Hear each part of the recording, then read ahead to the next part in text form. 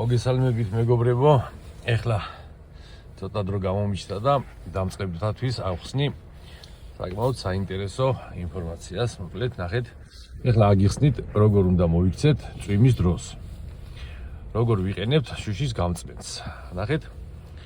აი, ესე იგი, თუ დაუშვათ ჩვენი შუშა, მანქანის შუშა, წინა შუშა დაისვა რა. ამ შემთხვევაში ნახეთ როგორ რაღაცას ვაკეთებთ. ნახეთ.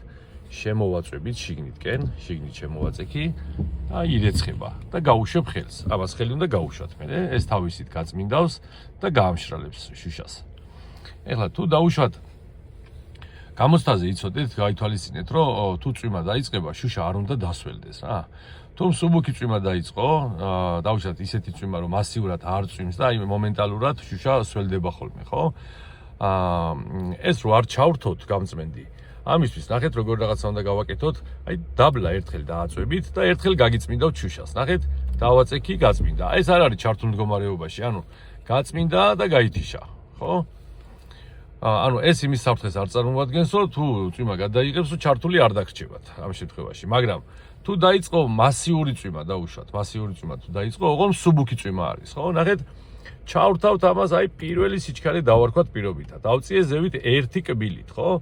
და მიაქციეთ ყურადღება აი ამ კნოპკას. ნახეთ. ეს მოქმედებს მხოლოდ პირველ სიჩქარეზე. ნახეთ, ეს არის ახლა პირველი სიჩქარის მინიმალურზე დაყენებული. ეს როცა დაბალი ინტენსივობით წვიმს. თუ დაუშვათ ცოტა წვიმა მოიმატა, ამას აქვს შემდეგ რეჟიმი. ნახეთ, აი ესეთი რეჟიმები აქვს. ნუ ეს ახლა ბოლომდე გადმოვწიე და ეს არის უკვე მაქსიმალური სიჩქარე პირველი სიჩქარის. მაგრამ თუ ეს ნახეთ როგორი ინტენსივობით მუშაობს, ახლა დააკვირდით. აი ამ ინტენსივობით მუშაობს. მაგრამ თუ შეხედავთ რომ ესეც არ ყოფნის, ნახეთ, მაშინ უკვე ეს უნდა გავზარდოთ. უნდა ჩავრთოთ მეორე სიჩქარეზე. ნახეთ, მეორე სიჩქარე უკვე უწყვეტია. უწყვეტად მუშაობს. თუ ესეც არ იყოფა, მაშინ კიდევ უნდა მოუმატოთ მესამე სიჩქარე და აი ანუ ამაზე მაქსიმალური სიჩქარე აღარ არის.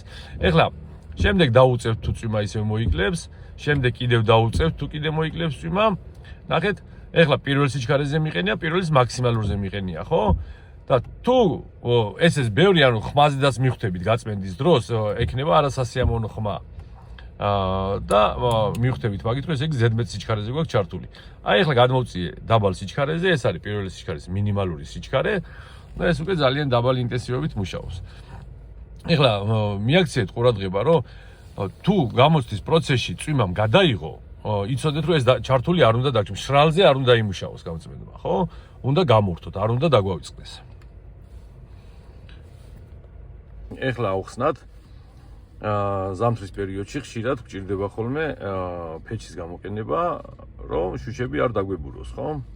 არ დაიორთქლოს შუშები.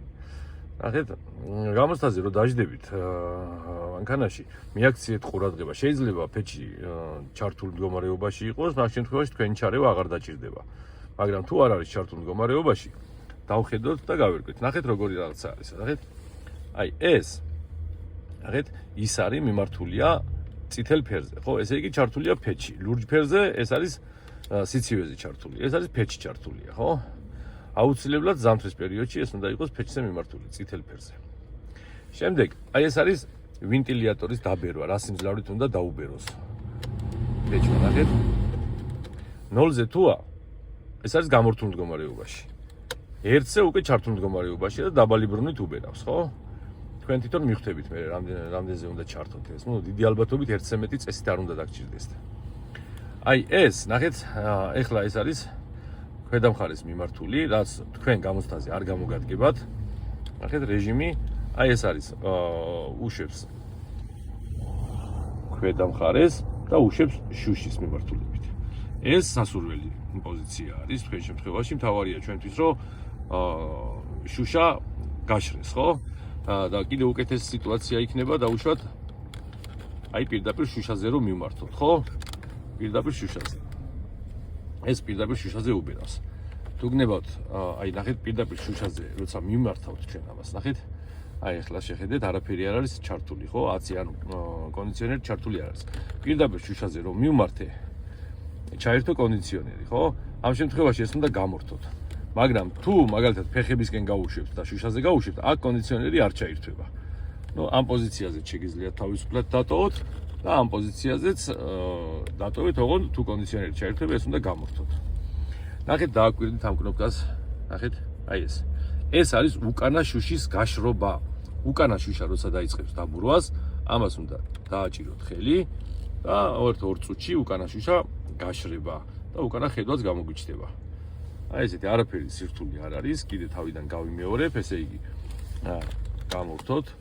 ფეჩი მიმართულია, ნახეთ, მიმართულია გათბობაზე. გამორთულ მდგომარეობაშია, რადგან 0-ზეა, ჩავრთე. ამ შემთხვევაში, ნახეთ, შუშაზე მაქვს მიმართული მარტო და კონდიციონერი ჩაერთვე. კონდიციონერი უნდა გამორთო. თუ არა და შემიძლია ამ პოზიციაზე დავაყენო და კონდიციონერი აღარ ჩაერთვება უკვე, ნახეთ. და თუ უკანა შუშა დამებურება, გამოვიყენებ უკანა შუშის გამშრობს. აი დააკვირდით, ძალიან მარტივია, არ დაიძაბოთ.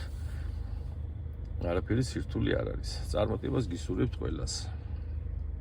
ასევე ყურადღება მივაქციოთ გვერდითა ფანჯარას ხშირ შემთხვევაში იბურება ხოლმე გვერდითა ფანჯარას. ამიტომ ნახეთ, აი ეს აუცილებლად უნდა იყოს ჩართულ მდგომარეობაში, ეს არის დაკეტილი, ეს არის გაღებული.